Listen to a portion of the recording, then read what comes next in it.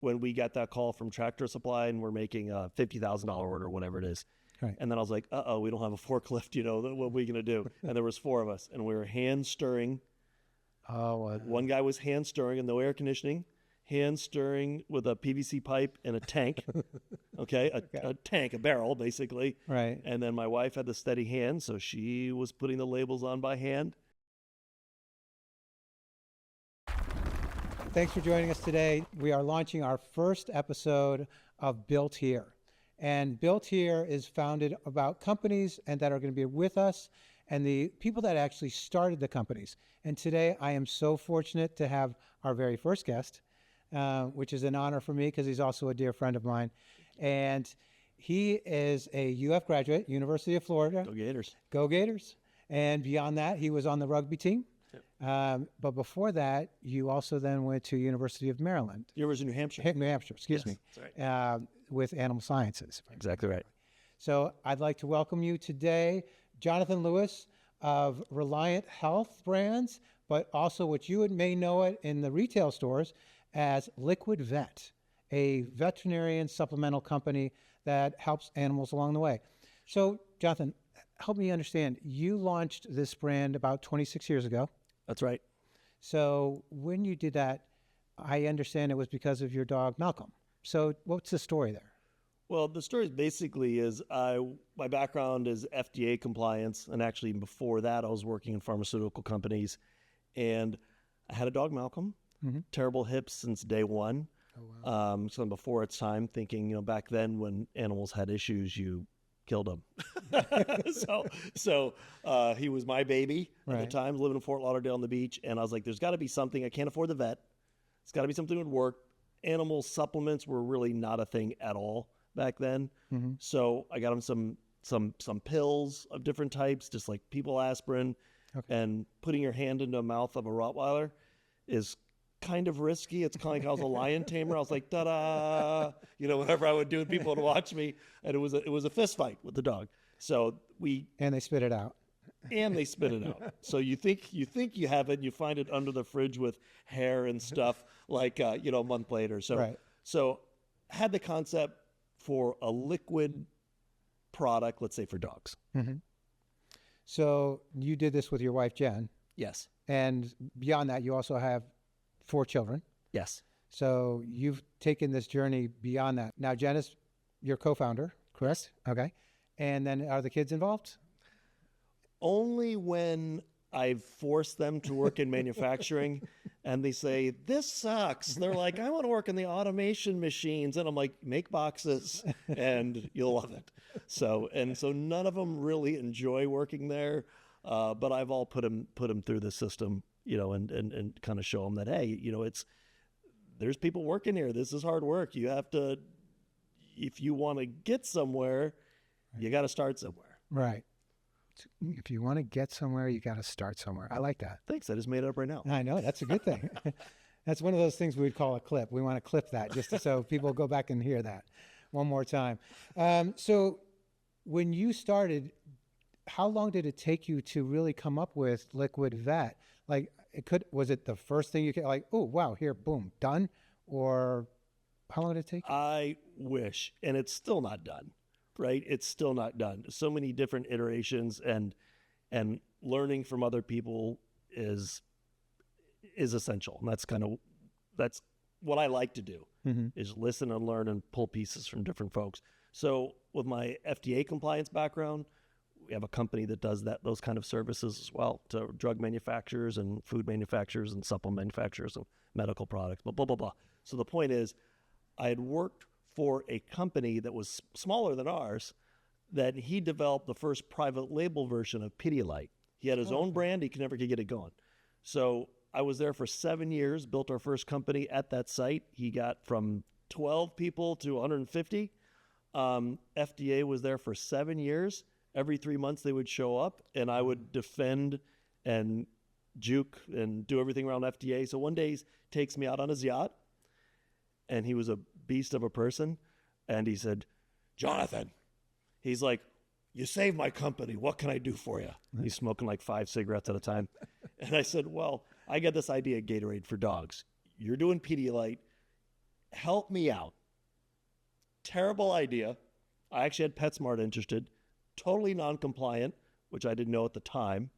But that's how I kind of got started, was with a Gatorade for dogs. And what just happened is, what got me focused on this, because I already had a business, was, man, vitamin water just sold for $1 billion, or 8 billion, whatever it was. It was a lot. Oh yeah. And then I said, well, pet trends follow people trends, so why not? Right. So that was the concept. It was the best, worst idea ever. I went to St. Pete Market. I went to the Ybor City Market, and people wouldn't buy it, and I couldn't really figure out why. I thought it was a great idea, but it just didn't fly. So I kind of abandoned it somewhat. He was making it for me, whatever. And then what really put it all together was that he got bought out, and by a large drug company. And they said, whoa, we're making Pedialyte for dogs for who? We don't do that. So then I got cut out, and I was forced to make a decision. But I knew that the Gatorade for dogs wasn't going to get me anywhere past a hobby at best. Gotcha. And I contacted a pet store locally that was one of the most successful independent pet stores in the state of Florida. Really, really good. It's called Pet Food Warehouse. They kind of recently closed because people retired. But anyway, they said, you had something with that Gatorade thing, but it wasn't. You need to do something more medical. But think about liquids, because we have pills. Right. And that's when I said, let's do a joint care product, a little more significant than just a nice to have. Something will do something. And there's enough research out there at the time with glucosamine and MSM and hyaluronic acid and chondroitin that it can be done. Just had to work the compliance to game, because it's a weird category, to make sure it's fully compliant, which we had issues with, and then introduce it to the market, because it was a liquid. No one was used to seeing liquids for pets at the time. So when how long ago was that? So Liquid Vet Joint Health was your first baby. Your first and we called it Cool Dog. Because it started from an electrolyte, so that made sense, and it had dogs with sunglasses, and it was the whole concept, right? It was. I didn't think it was gimmicky, I thought it was a good idea. So when we got the joint care product, we already started to get some distribution in Canada, at all places. At first, small independent stores, there were a bunch of them in Canada, and I took on a business partner, and he built a really large, let's just say, an ice cream company in Tampa, from living in a basement to someone else's basement or someone else's garage. Just say we don't have basements there. And he has a great story, into a giant brand. So our kids went to school together. He got involved. And the first thing he said is, we got to change the name. I said, change the name? I'm like, they know us already. I'm in 100 stores in Canada, small stores. I'm like, they already know us. And he said, no, it's gimmicky. And I said, you're wrong. So he goes, what's your best pet store in Florida? And I said, this one guy in Bradenton. He tells me all the time, oh my gosh, your product's the best. We sell unbelievable. So he goes, let's call him. So he calls as a customer, and he said, I'm looking for a joint care product for dogs. And the guy answered the phone, the manager of the store, the owner, and he said, we got this stuff that's so great. Everybody buys it. I use for my own Great Danes. And he goes, yeah, what is that name? What? He goes, it's called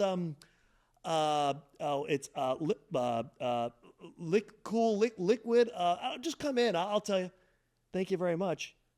And I said, this guy that supposedly sells a ton of our stuff, uses it for his own dogs, does not even know the name. Wow. So that's when I was sold, and we came up with Liquid Vet, which definitely made a change. Sales changed right then. He goes, your stuff works. It's not just a nice to have. Like, people call crying. Thank you for saving my dog.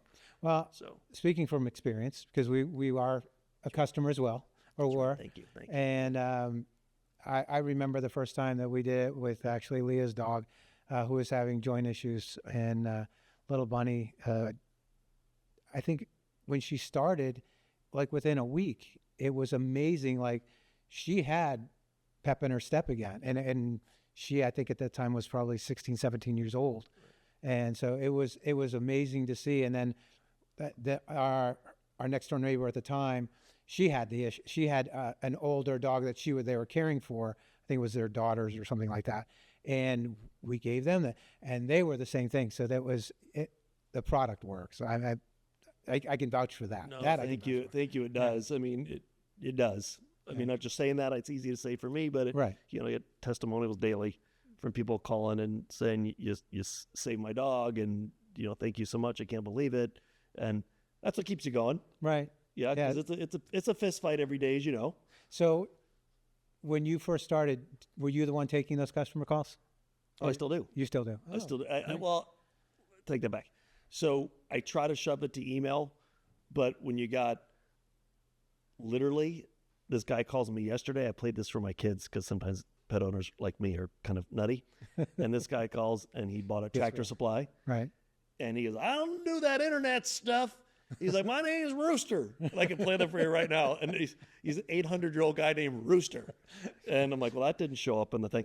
So I'm going to have to call him back live. Right. Because he doesn't do any email or texting or anything else. But so I'm going to have to talk to him live. But I get probably 50 emails, calls, text a day. Wow. Yeah. That's amazing. Yeah, it's fun. Some of them they just want a coupon. You know, some of my dog didn't like it. You know, what's wrong with you, you fool? You ripped me off. You know, but most of them are people saying thank you, which is pretty cool. Yeah, that's got to be amazing. Yeah, it is. It's got to more fulfilling. Like 100%. So it went from a concept for your own personal reasons now you've taken it to a brand. How did you know that here I have this product, and then you go, now it's a brand? Where were you there when it happened? 100% easy way. We knew we were legit because it was part-time when we got that call from Tractor Supply and we're making a $50,000 order, whatever it is. Right. And then I was like, we don't have a forklift, you know, what are we going to do? And there was 4 of us and we were hand stirring. One guy was hand stirring and no air conditioning, hand stirring with a PVC pipe and a tank.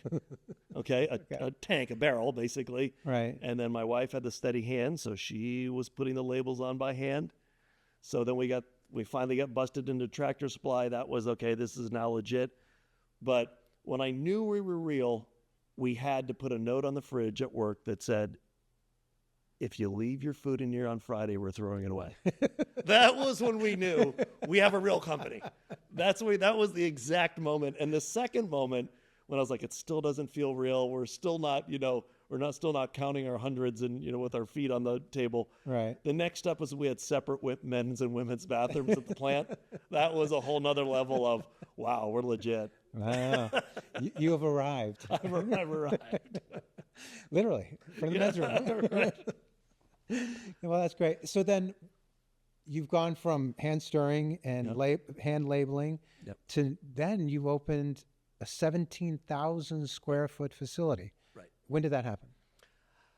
Oh, I don't know. It's maybe like 3 years ago, 4 years ago, something like that. So we were looking for places for a while because we kept on renting places and we were grabbing more units and more units. And the landlord, we were the only ones that paid on time in the whole complex.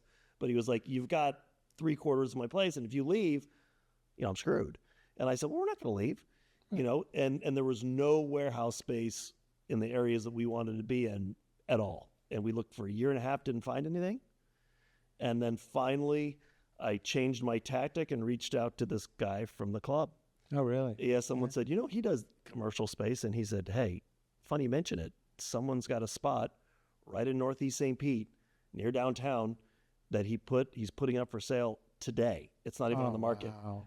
So I cruised over there and the stars aligned and we got our own place.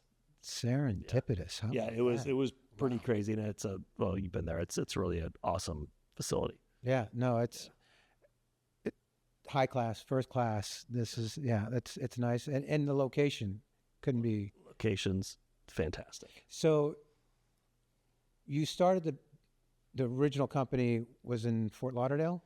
No, I guess when you were kind of it was Lake Worth. Okay. They like to say West Palm Beach, but it's really Lake Worth. Okay. Lake Worth is where the guy was manufacturing for us. Chris was manufacturing for us, the Pedialyte guy. Okay.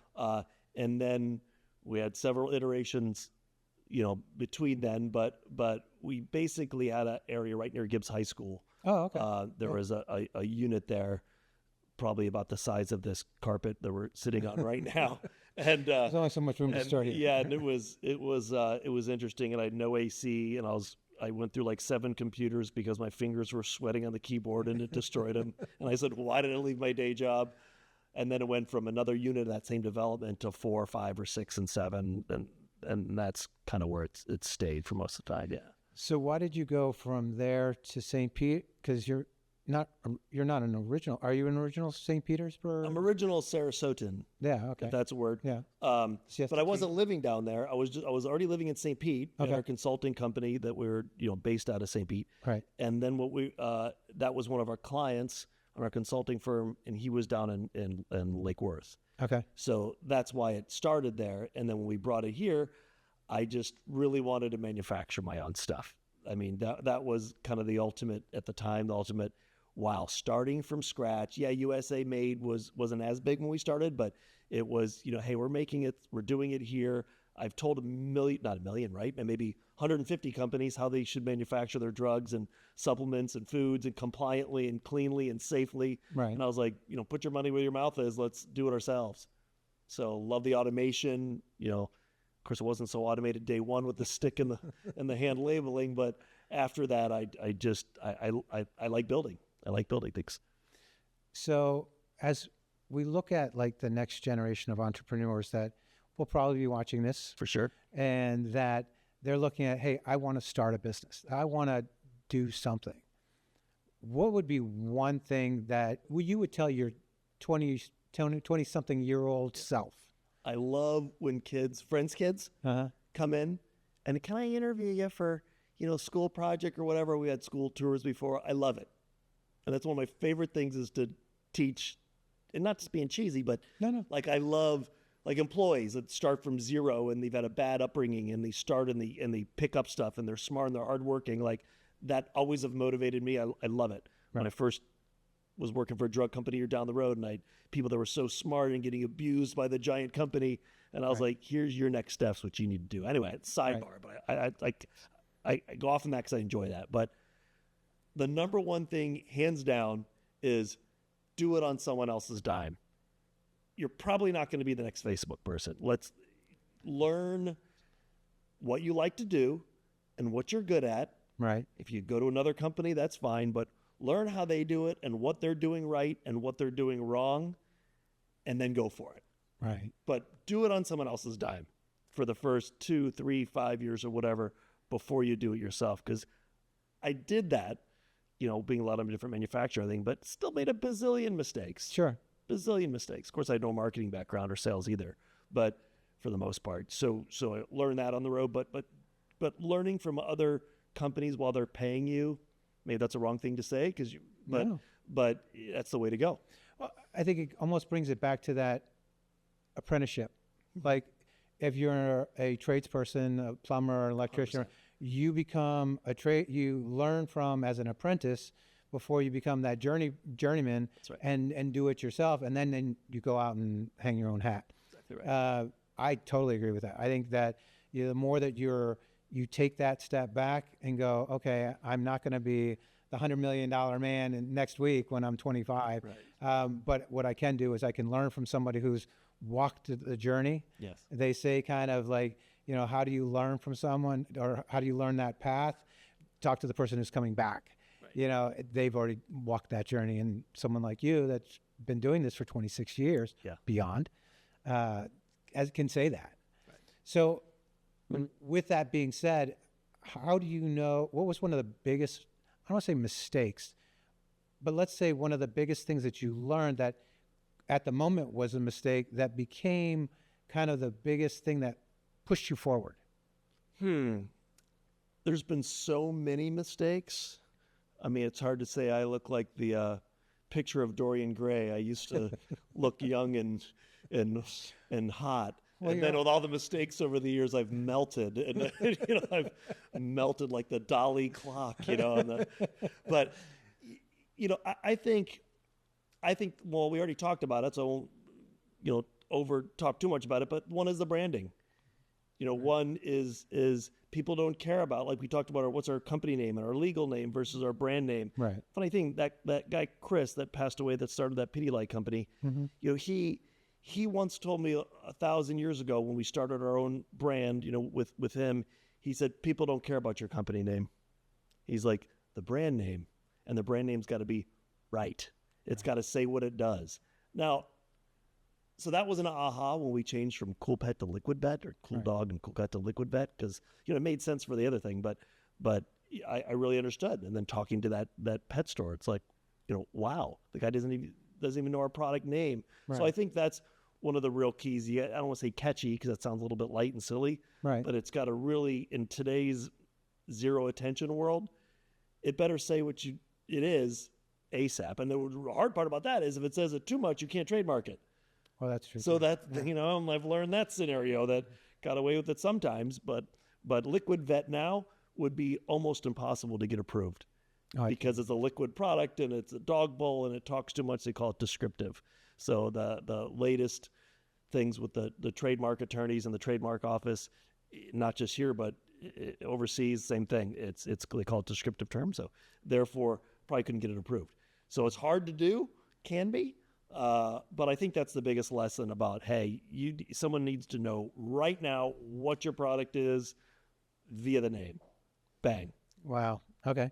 Which is great information. I mean, because I think so many people get lost in a name of like, I want to be cool because I'm the brand, I'm the this, or that's right, whatever it might be, instead of your product being the hero. Right. Or whatever that is. Maybe you are the hero in certain situations, but in most cases, like you said, it's your brand. Yeah, Lewis Vet wouldn't ring too much.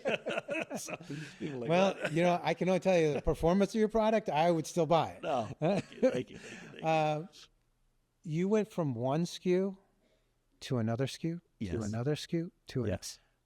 How did that transformation? Because you do dogs, cats, equestrian, right. and there's the rumor of the liquid doc for humans, for the people, which is another animal. Well, the only problem with that, we have developed it, right? Different formulas, but what happens is few people have tried it have been peeing in the yard and killing their grass. So I've had some lawsuits associated with that. I'm like, I didn't think it through well enough. that light green that's out there. A lot of scratching behind the ear. It's like, what's wrong with this person? That's somewhat of an interesting story. Of course, I think is a lot of the retailers, like we're in Walmart and Tractor Supply and some PetSmarts and everything else, but having one product on the shelf, and I don't want to be too specific to retail products, but having one product on the shelf, well, it's when my wife says we got to get Cheerios, go to Publix.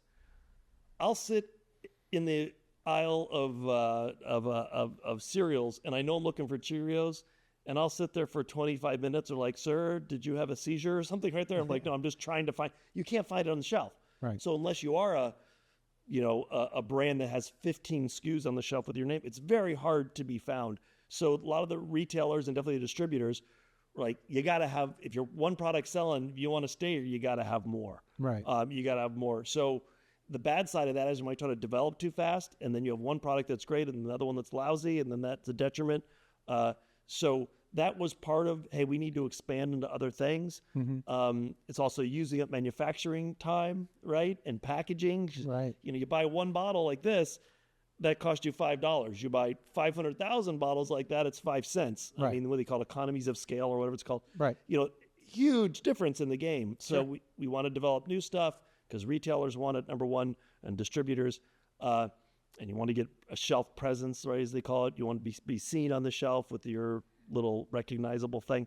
But the other reason was, and it's so interesting because you have to flex and change, not flex, but change, is that when we were selling to independent stores at first, they were like, thank you. But then like, whoa. You're in Pet Value, which is a Canadian chain. Oh, you're in like PetSmart. They're like, they would dump us.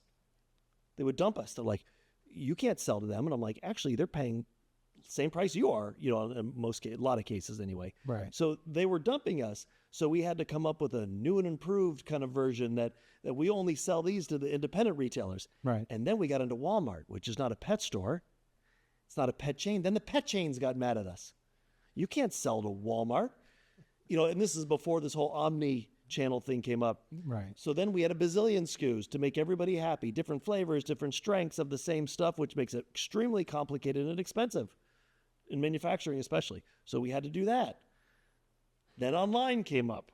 So online wants something different that's what's in the stores, or the stores want something different online. So we had to flex and change. Now it's come full circle in something called omni-channel, right? So now every store, every online doesn't care that you're selling the same things anymore as much. That's nice. Well, it's nice, but now we're consolidating SKUs to make things simpler and more cost-effective in manufacturing. So it's come full circle in the last 2 years. So now that it's coming that full circle, where do you see kind of the direction with your distribution? Is it still the big box retailers, or are you now shifting much more to that digital space where, and then I'll ask my follow-up, which is going to really be, you're probably on the big A, and then probably a bunch of other .coms. Is what do you do differently there compared to the big box? So let's go with the Great first question, one. because that's pretty fresh and changing, like as we pretty much literally as we speak. Especially in Florida, real estate value is so high, but that's around everywhere, right? Right. Independent stores, I love them. They're great. They can sell a lot of product. I mean, they can sell a lot of product, but they have to differentiate because they're getting beat out by the Amazons and everything. So Right. Are those stores going to be viable in 10 years? I don't know. Hate to say that. Right. You know, Sure. ball for indies, but because they can sell a lot when they get behind it. And we do have some that are fantastic, especially locally, like Animal House Naturals, right near us. I mean, that's one of our great. I mean, it's fantastic people, but they are starting to have an online presence their own because they know what they have to change. So the stores that are not changing like that and building their own online presence, they're not going to survive, in my opinion. They also have offering services like dog washes and stuff. So the ones that are going to succeed are the ones doing that. If they're just selling, they're going to lose to .com. It's just what it is. Right. Now, I say that the same way I say about, and this is going to be insane, and maybe someone will watch this and years later say, that dude was right. Yeah. But probably not, but maybe. So everybody Walmart's- catch this. He's going to predict the future. I'm going to predict the future.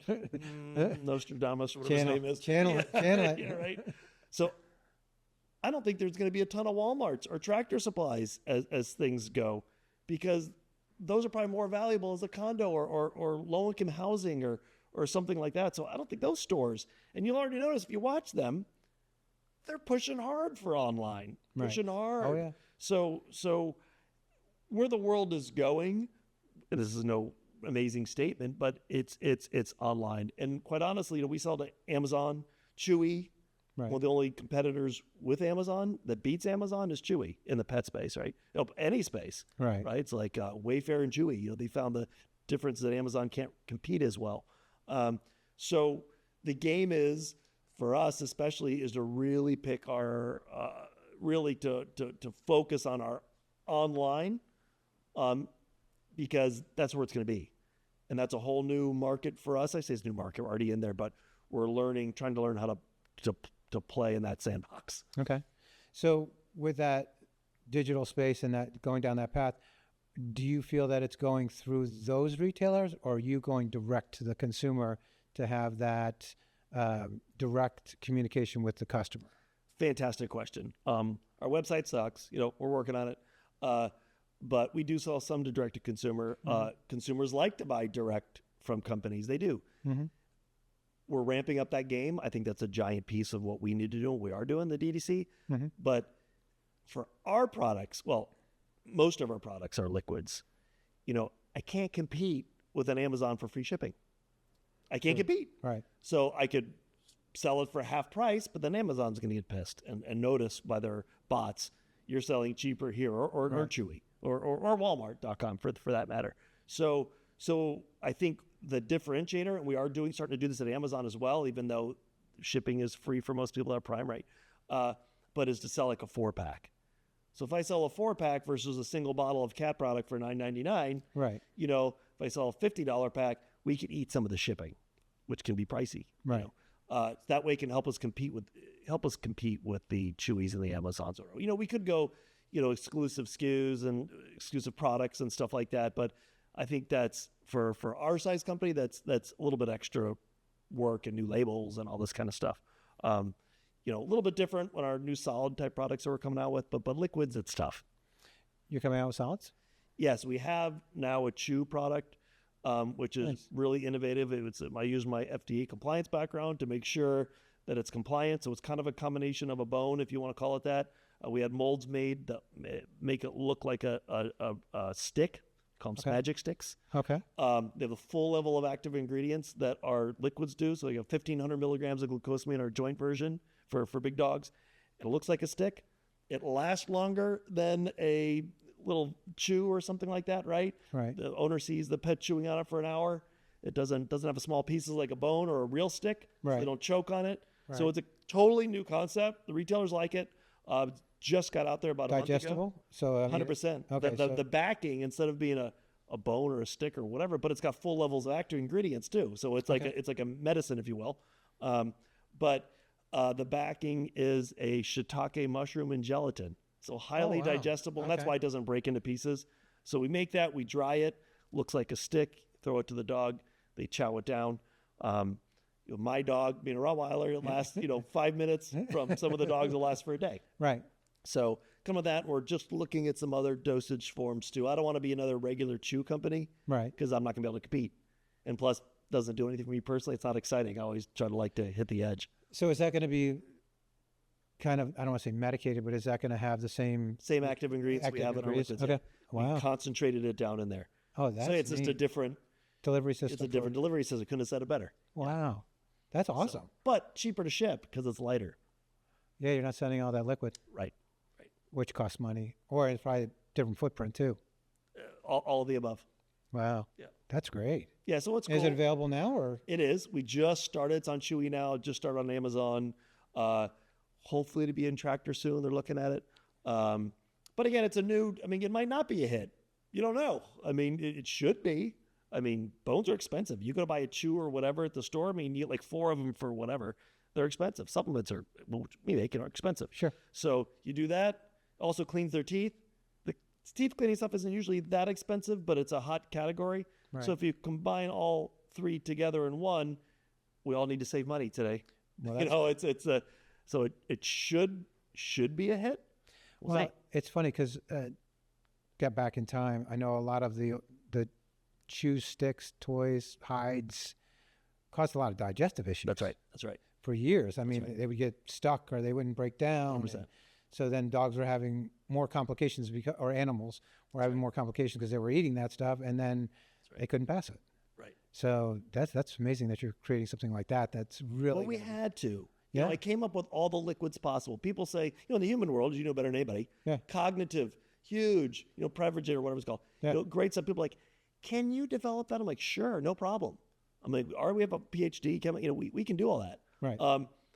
But there's still 1/80 millionth of the pet owner population is going to buy a cognitive. It's still joint, multifunctional, as we call ours, and skin, allergy type stuff. But when you're trying to get down to the nitty gritty stuff that sells in people stuff, it's not there yet. So it's not worth putting your money in manufacturing. We're not going to have it made overseas. Could you really tell the difference on a cognitive dog compared to not cognitive dog in some cases? I asked that about my dog. I don't know. That's a good question. They do make products out there. I do anything, anything for my dogs make. Absolutely. And I don't think I would buy it, So if I wouldn't buy it, why would you make it? Why would you make it? So you'd want to see I want to see something. Even a supplement to a pet owner is a drug. And to FDA, believe it or not, it's a drug, which is a weird thing. But the pet owner wants to see results. Don't give me something that's nice to have. They don't, like, you and I will suck down a protein shake that tastes terrible because it's good for you. Right. I take a multivitamin every night. I eat all my vegetables. I'm compliant with that. Right. But I still take a multivitamin every night. Does it do anything? My hair hasn't grown back. It's grown back in all the wrong places. Right. so second. So but we still do it every day. But right. pet owners don't do. They want to see if I'm spending money on this. You better show that it gets rid of their allergies. It gets rid of the joint care. It calms them down. Right. Whatever your product, it's got to do it. Right. So anyway.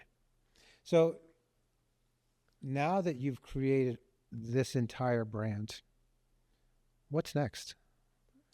What's next? Probably retirement. I hope. Because right now I'm on track to retire in 2096.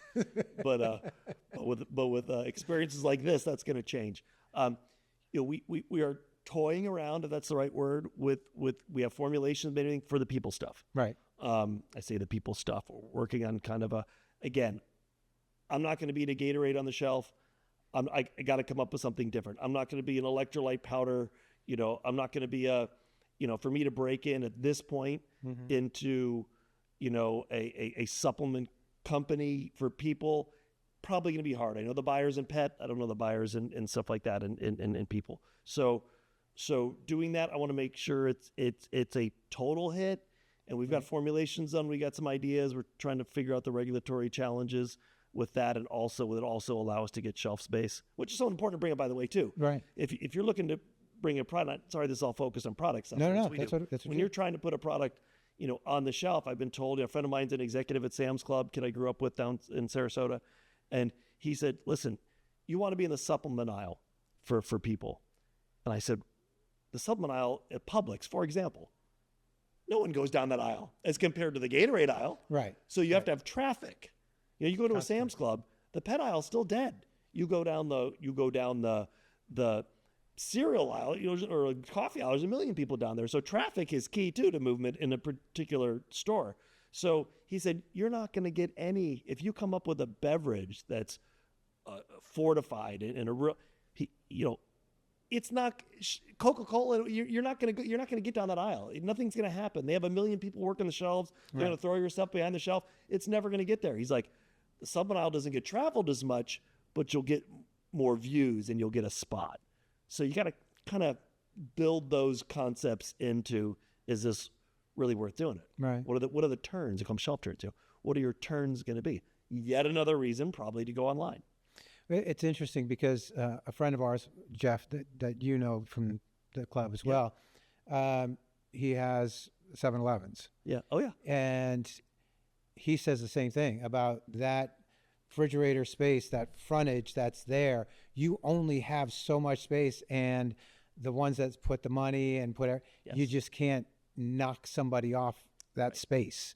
Right. And so that's prime real estate. And so it is. Yeah. But and another thing, speaking of that, which makes me think, about, young people getting started and stuff, and what would you do different? Right. Which, Absolutely. Is, there's two aspects. You can home grow it, which is what we did. Right. And I always question that. Or you can take money. I don't care what kind of business it is. If you can get someone to give you money if they believe in you, whether it's angel or family or whatever.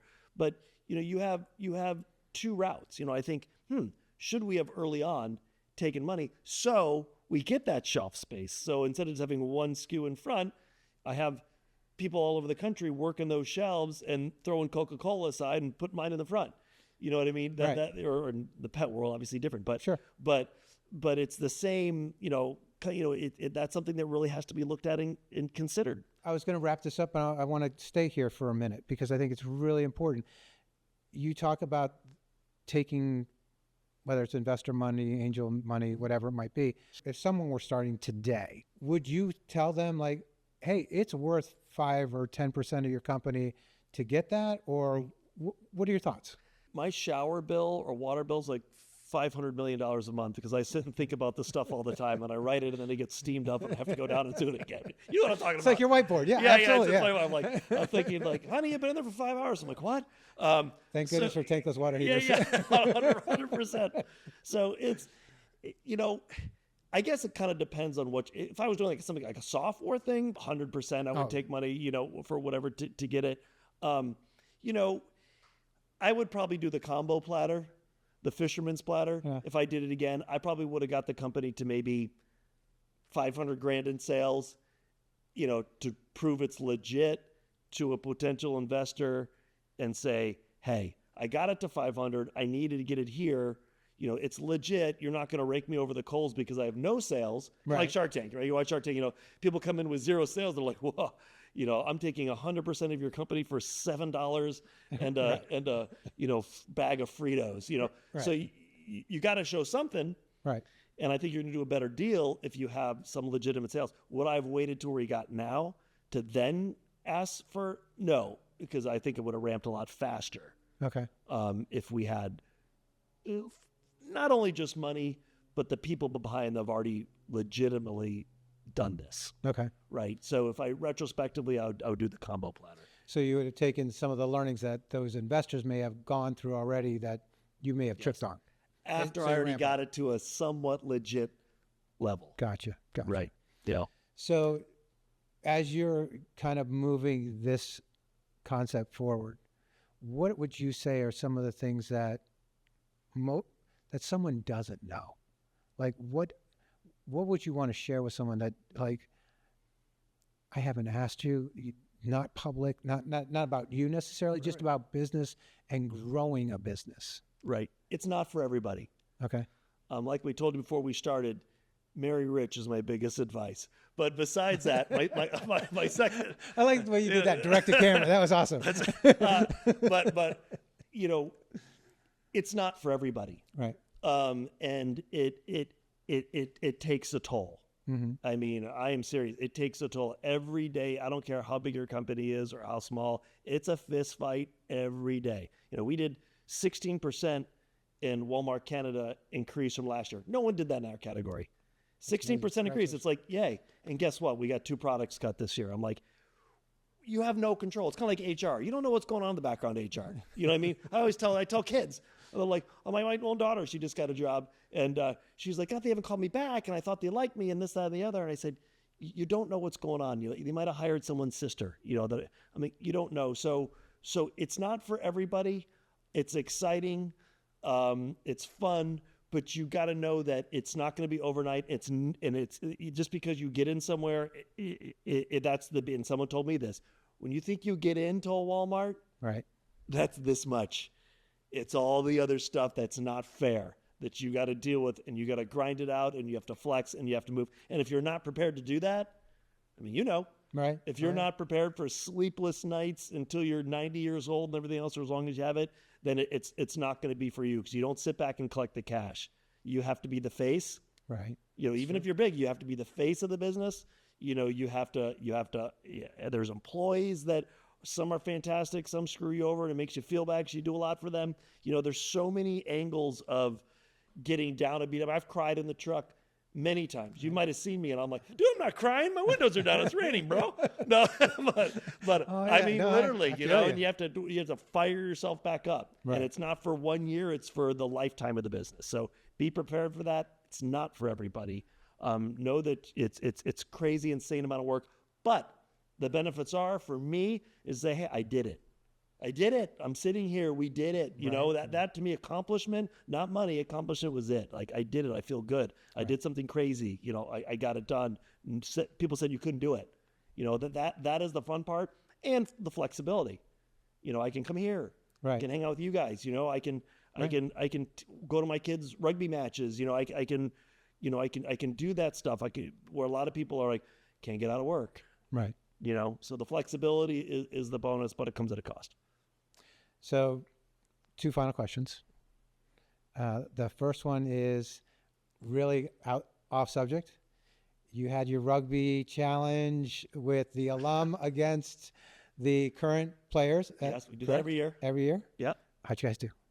We didn't talk about this. This year we actually won. Oh, there you go. And against the University of Florida. And it was hilarious because one of my buddies, Rom, that was, hell, he was ancient when I was playing. But no, he'll probably kill me for that. But it actually got to a point, they don't let us up on. The kids don't let up on us. Oh, I'm sure. I say the kids are college kids, but he's late 60s. Oh, wow. And the ball got out to the outside, and he happened to be the right, and he dove in. Let alone getting tackled and else. He dove in. I was hurting for like a week after that, just watching the fact that he dove in for the try, and it was fabulous. So yes, we did take it to him this year. A couple years ago, we lost like 70-5. Oh, wow. So it depends on who's out there, but it keeps you young. There you go. Going back to business, one last serious question. Okay. What is the one principle you would share and suggest to anyone that wants to get into this business, not necessarily Pat, but just becoming an entrepreneur, a business owner, especially in this area? Right. That's a tough question. and I could say something lofty like integrity, and and that counts, right? Absolutely. And in a lot of different aspects. But I think if I had to put it in a word, fortitude. If you want to get into it, it's Mach 3 every single day. Not trying to detract from anyone that wants to do something on their own, because there are rewards, lots of rewards. But it's fortitude. People say give it up. Why are you doing? For the money, you got to know when to give it up. I guess there's a percentage of truth in that. Mm-hmm. But we failed a million times. I failed a million times. And then the light shows, and I'm like, okay, that was what was meant to happen, and you plow through it again. But you gotta be strong. Yeah. I mean, you know that. You guys know that. Oh yeah. You got to be strong. You can't give up, and it's easy. If I don't think about that every day, I'd be a liar to this day. Right. Why don't I just sell and be done? But you got to get back up. You got to pull your big girl bloomers back up, and you got to go for it. So if you're not ready to do that, because you most likely won't be the lucky person that starts Facebook and you're done. Right. And I'm sure he didn't just have it easy either. No. Is starting your own show is not going to be for you. I don't care if it's a restaurant. I don't care if it's a software company. I don't care if it's a product company. I don't care if it's a studio. Right. Right. You got to be prepared to fight every day. Right. I think because of your sports background and rugby, you've known how to fight. You've known how to play on, to play injured, to get back up again. How many times that it's an old saying, it's not how many times you get hit, because especially in business, you will get hit. Oh. It's how many times do you get back up? Get back up. What do you do about it? And what do you do about it then? And because it's coming again. There's another hook that's coming. Every single day. Yeah. It hits you on a side rail. Celebrate your wins, but know you're going to get some losses. I think that's important too. I think many people sit back and they don't celebrate even the little win. I'm just as guilty. Yeah. We've got to take time to make sure that we celebrate the win, because we do punish ourselves and beat ourselves up when we take that loss. But celebrate that win, I think, is a great one too. So what I want to start doing as we bring closure to this is would like you to ask a question to my next guest. And that will be one of the questions I will ask them that comes from you. That's a fantastic idea. Yeah. I like that. So, I really do like that. I would say, what motivates you to keep it rolling? I got my own things. We go to the gym every day, and that doesn't necessarily motivate me. That just is free coffee. The gym. But I hear it's okay coffee. It's not great coffee. It's not great, but beggars can't be choosers. But what is that when you're down and beat up, and you could say listening to music, I'm a big Deadhead. I like that. Helps me, just focus off. But what are tools other people are using to get their mind out of the, of hey, what's getting me motivated to get back up and fight again tomorrow? Because anything we can take, I'll take. Thank you for joining us on Built Here. This is Jonathan Lewis of Liquid Vet. It's been a pleasure. I thank you for joining us. Come tune into our next episode, and we'll share with another local business owner on Built Here. Thank you so much for joining us. Jonathan, thank you so much. Thank you. Now it's time to... Yeah.